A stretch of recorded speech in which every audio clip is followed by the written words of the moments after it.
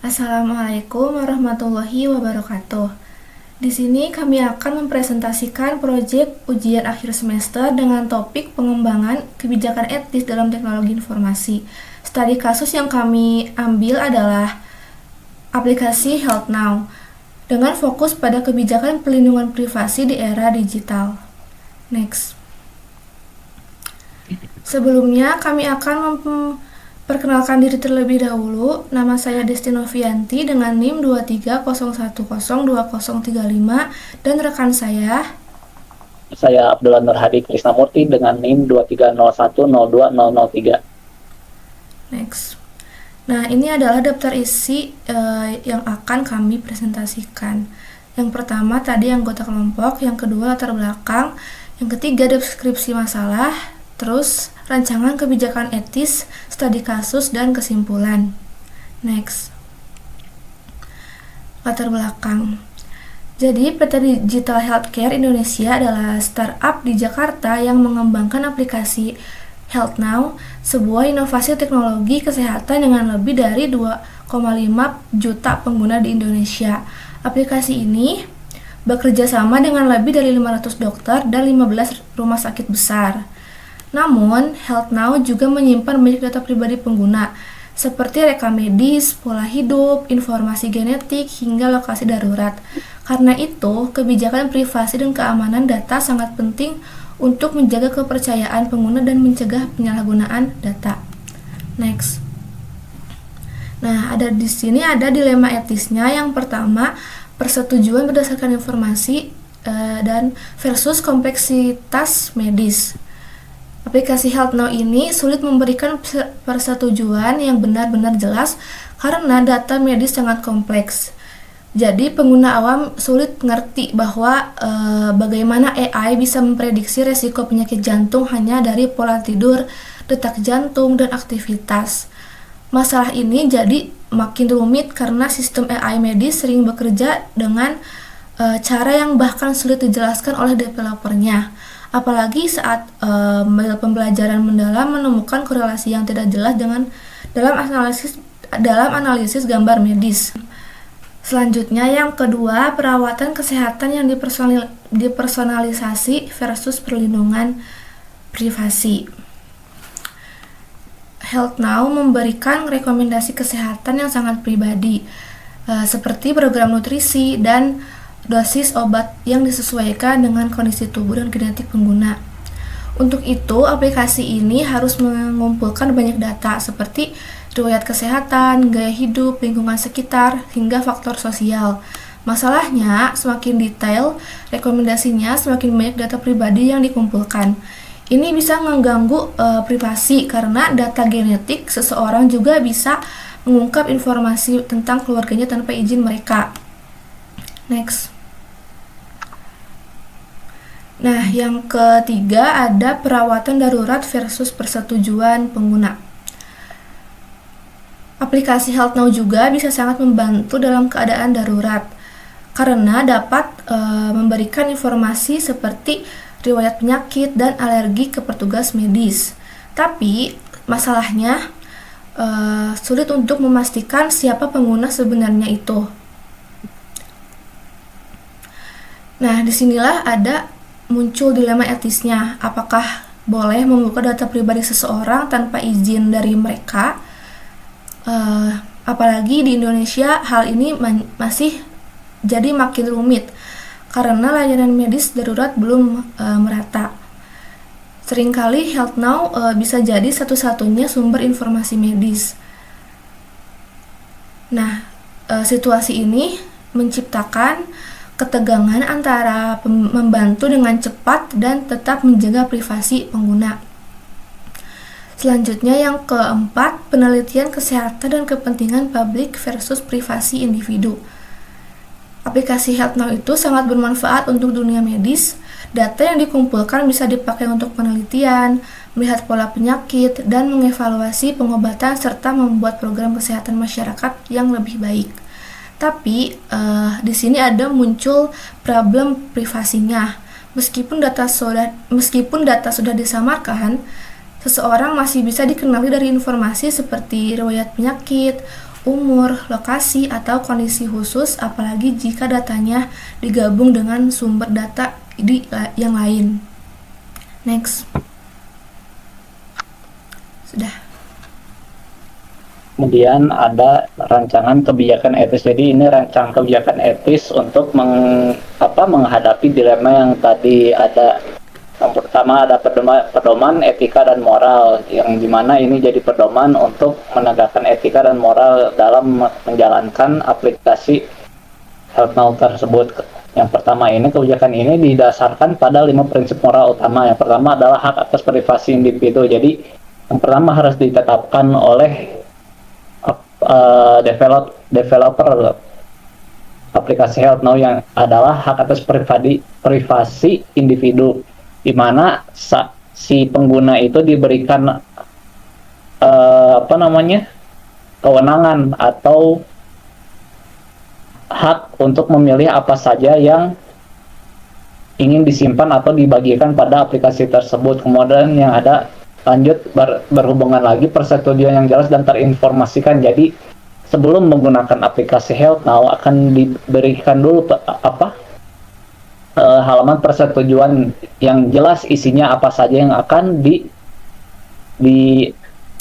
disetujui oleh para pengguna dalam menggunakan aplikasi Health Now. Kemudian ada transparansi dan keterbukaan, yang dimana ini itu lebih terkait pada pihak developer, di mana pihak developer harus transparan, harus menginformasikan dengan jelas kepada pengguna tentang kalau ada masalah ataupun hal-hal lainnya. Kemudian ada minimalisasi pengumpulan data. Jadi kalau datanya yang harus disimpan itu jangan terlalu banyak, jangan terlalu banyak data, harusnya dikumpulkan pada satu tujuan saja, jangan menyalahi fungsi utama. Kemudian ada tanggung jawab dan akuntabilitas yang sudah tidak usah diituin lagi. Tanggung jawab merupakan tanggung jawab dari para developer untuk menjaga data-data privasi individu pengguna. Kemudian yang kedua ada prosedur operasional perlindungan privasi, yang ini adalah prosedurnya, cara mengoperasikan yang tadi operasional perlindungan privasinya. Yang pertama ada prosedur persetujuan data. Jadi saat menggunakan aplikasinya akan diberi dulu persetujuannya apa saja yang akan disetujui saat menggunakan aplikasi. Kemudian ada akses darurat, di mana ketika ada keadaan yang sangat mendesak dan emang harus dipakai datanya, ada akses darurat di mana tidak bisa digunakan sewenang-wenang, jadi hanya benar-benar saat darurat. Kemudian ada penggunaan data untuk riset kesehatan, karena aplikasi tersebut berhubungan dengan kesehatan, maka untuk riset kesehatan, kalau misalnya aplikasinya tentang yang lain bisa jadi untuk yang lain, cuman untuk kasus ini datanya untuk riset kesehatan. Kemudian ada pengamanan data, di mana pengamanan data ini memang harus dilakukan secara rutin. Jadi setiap saat harus ada yang namanya pengamanan data, harus dipantau terus apakah ada kebocoran atau ada masalah lainnya. Kemudian barulah ketika ada masalah saat pengamanan data tersebut diadakan penanganan pelanggaran tersebut.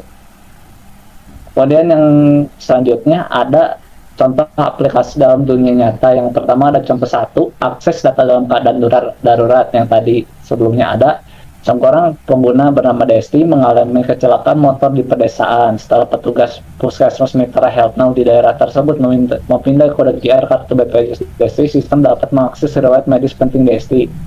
Ternyata Desti memiliki alergi yang parah terhadap beberapa antibiotik. Informasi ini menyelamatkan nyawa Desti karena dokter tidak jadi memberikan obat yang bisa memicu reaksi fatal. Nah, ini contoh yang tadi dari akses data dalam keadaan darurat. Jadi tidak bisa diakses cara sewenang-wenang. Jadi harus ada dulu reason, alasannya dulu kenapa data tersebut yang pribadi tadi harus bisa diakses. Kemudian setelah keadaan membaik, Desti menerima notifikasi data tentang siapa yang mengakses datanya, kapan, dan untuk tujuan apa. Nah, itu juga yang tadi untuk transparansi dan informasi dari pihak yang menggunakan, dari pihak developer kepada pengguna Kemudian ada contoh 2, riset pola penyakit jantung pada usia muda. Health Now bekerja sama dengan universitas negeri untuk mengamati peningkatan kasus jantung pada orang-orang berusia 25 hingga 35 tahun. Setelah dianonimkan dan dianalisis dalam bentuk tren dan grafik, data pengguna digunakan tanpa mengungkap identitas pribadi. Saat mendaftar, setiap pengguna diberi opsi untuk memilih untuk tidak menggunakan data untuk penelitian. Studi ini membantu Kemenkes dalam pembuatan kampanye pola hidup sehat yang lebih spesifik. Nah, ini juga untuk sebagai survei atau meningkatkan kualitas hidup yang ada di negara, karena selain itu datanya juga tidak bisa digunakan secara wewenang-wewenang tadi. Habisnya ada persetujuan dulu. Jadi saat ingin menawarkan, ada persetujuan dulu pada para pengguna, apakah kalian ingin men-share data ini atau ingin mengungkap identitas pribadi dan sebagainya. Pokoknya ada dulu persetujuan sehingga pengguna tahu apa yang akan disetujui saat menggunakan aplikasinya atau menyetujui yang ditawarkan. Kemudian ada contoh ketiga, yaitu penghapusan data oleh pengguna. Nah, ini Abdullah memutuskan untuk berhenti menggunakan aplikasi Health Now. Dia pergi ke halaman privasi dan dashboard memilih hapus semua data saya menurut hukum perlindungan data pribadi. Setelah datanya akan dihapus dari server utama dan backup cloud dalam waktu 14 hari kerja. Selain bukti penghapusan yang jelas, dia menerima email konfirmasi. Nah, ini juga sebuah hak. Jadi kalau misalnya seseorang sudah tidak ingin lagi atau sudah merasa tidak mau datanya tidak mau disimpan lagi, ada pilihan untuk menghapus data atau mengamankan datanya dengan pada kasus ini menghapus semua datanya. Nah, selanjutnya ada studi kasus yang tadi, ini studi kasus kami tentang aplikasi fiktif namanya Health Now. Aplikasi Health Now ini tadi merupakan aplikasi yang dapat mengumpulkan berbagai data kesehatan pengguna seperti aktivitas fisik, data kesehatan, lokasi, dan riwayat penyakit. Pokoknya aplikasi ini untuk masalah kesehatan. Kemudian tentu saja walaupun aplikasi ini secara umum kelihatannya berguna baik gitu, pasti ada saja masalahnya. Nah, pada kasus ini satu waktu ada kebocoran data di mana data tersebut digunakan oleh datanya bocor kemudian digunakan oleh pihak ketiga, yaitu salah satu asuransi untuk menolak klien. Jadi si asuransi ini bisa melihat menggunakan data yang dari aplikasi tersebut. Oh, dia ini punya penyakit yang berpotensi tinggi, jadi si asuransinya ditolak klaimnya ke kliennya. Nah, selanjutnya lanjut ke sebelah. Akun kan? Ya, silakan. Nah, selanjutnya kesimpulannya untuk studi kasus yang kita ambil itu, aplikasi Health Now menawarkan berbagai manfaat besar di bidang kesehatan, mulai dari rekomendasi medis yang sangat personal hingga kontribusi terhadap penelitian dan kesehatan masyarakat. Aplikasi ini juga dapat membantu dalam diagnosis seperti prediksi penyakit dan penanganan darurat dengan cepat. Namun, semua keunggulan tersebut datang dengan tantangan etis yang serius, terutama terkait perlindungan privasi dan keamanan data pengguna. Oleh karena itu, sangat penting untuk menerapkan kebijakan etika yang kuat dalam penggunaan aplikasi seperti Health Now. Kemudian yang kesimpulan berdasarkan contoh kasus fiktif yang kami berikan, pengembangan kebijakan perlindungan privasi dalam bidang digital akan memberikan peningkatan kualitas hidup untuk masyarakat. Nah, jadi pengembangan kebijakan perlindungan privasi itu bukan berpengaruh untuk aplikasinya saja, namun bisa meningkatkan juga kualitas hidup yang ada di Indonesia dalam berbagai bidang. Dengan adanya kebijakan yang melindungi privasi data seseorang dalam menggunakan aplikasi di berbagai bidang akan memberikan tidak hanya perlindungan privasi, namun menaikkan berbagai kualitas di berbagai macam bidang kehidupan, seperti pada contoh kasus fiktif sebelumnya adalah kesehatan. Nah, contoh yang tadi untuk kualitas hidup kayak yang untuk pemerintah dalam mensurvei. Jadi bisa tahu apa masalah kesehatan yang ada pada negara ini. Nah, si perlindungan privasi ini juga bisa membantu dalam bidang lainnya kalau diaplikasikan pada bidang aplikasi lainnya. Nah, selanjutnya saran dari kita, dalam melindungi privasi pengguna aplikasi dibutuhkan transparansi dari pihak developer untuk apa saja yang akan disetujui oleh pihak pengguna.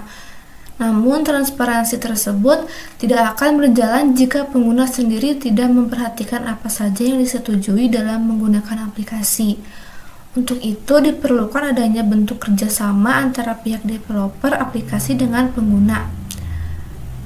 Next. Sekian saja presentasi dari kelompok kami. Kurang lebihnya mohon maaf. Wassalamualaikum warahmatullahi wabarakatuh.